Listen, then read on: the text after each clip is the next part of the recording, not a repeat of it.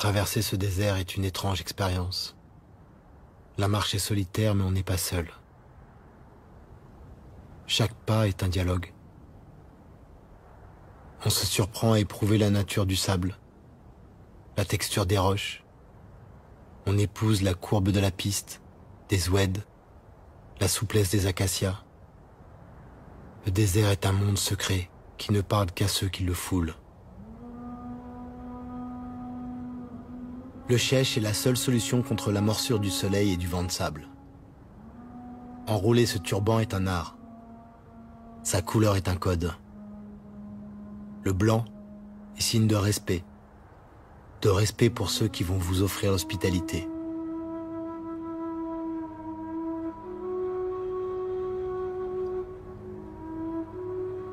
Ce que l'on sait, c'est que l'on boira 3 thés verts à la menthe et que l'on racontera la rumeur de la piste. Le premier de ces thés sera amer comme la mort, le second doux comme la vie et le dernier sucré comme l'amour.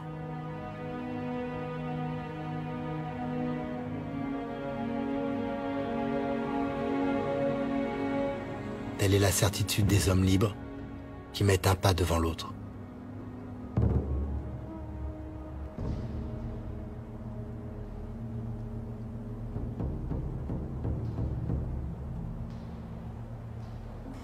Mes pas m'ont conduit dans le Tassili Nadjer, un plateau de grès à plus de 1000 mètres d'altitude, entièrement sculpté, tailladé. Pendant des millions d'années, son sol a été raviné par les eaux. Puis, avec la sécheresse, ce fut au tour du vent d'user et de polir ses roches. Le froid de la nuit et le chaud du jour ont fait éclater ces pierres. Seul, dans cette immensité, j'ai vu la terre se transformer.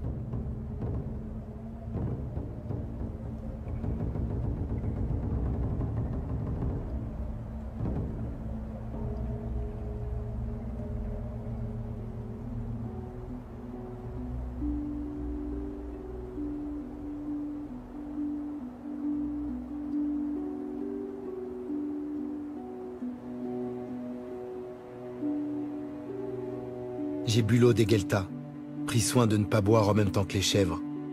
Je voulais goûter cette vie si loin d'Alger, dans ce pays si grand qu'il semble un continent. En fait de chèvres, on croise de rares mouflons tant le relief est escarpé.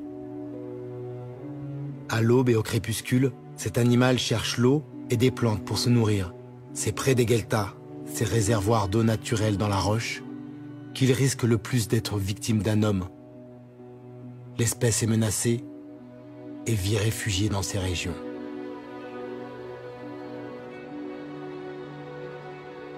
Sur ma route, les seuls humains que je croise sont des morts, des tombeaux qui remontent au néolithique. Les plus anciens datent d'environ 6000 ans. Ce sont de simples enclos.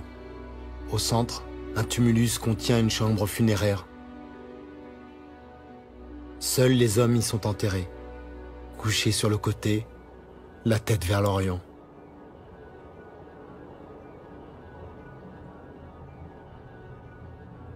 À partir d'ici, je suis entré dans le plus grand musée à ciel ouvert de l'époque néolithique. Il faut venir jusqu'ici pour le croire. Il faut voir la cité de Séphar, la plus grande cité troglodyte au monde. Une ville de pierre, avec ses façades immenses, ses avenues perpendiculaires, ses places, ses rues.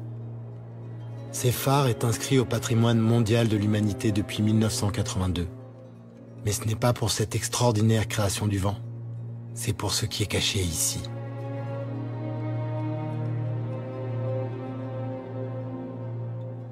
« 15 000 dessins et peintures rupestres ornent les murs de cette monumentale cité naturelle. Séphar du Tassili Nadjer est un des plus vastes ensembles d'art rupestre préhistorique au monde.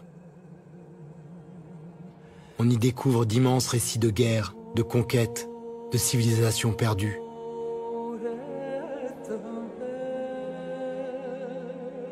On découvre aussi combien ce désert n'a pas toujours été aride. C'était une savane, un monde peuplé de girafes, de buffles ou de rhinocéros. 15 000 œuvres qui racontent 6 000 ans de changement du climat, de migration de la faune et d'évolution de la vie humaine aux confins du Sahara, comme un grand livre du désert.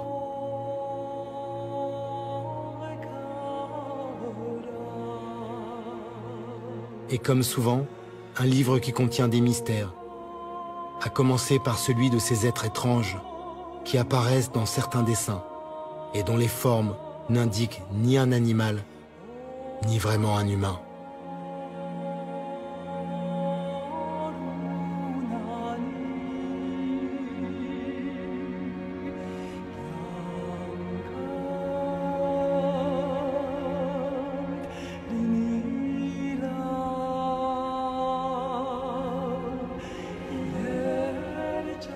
Rares sont les voyageurs qui s'aventurent au-delà de la cité de Séphar. Personne ou presque n'arrive jusqu'ici. Aux confins de l'Algérie, j'ai vu le Tadrart rouge. J'ai contemplé l'infinie beauté du monde pour m'en souvenir à jamais. Puis je me suis agenouillé et j'ai fermé les yeux.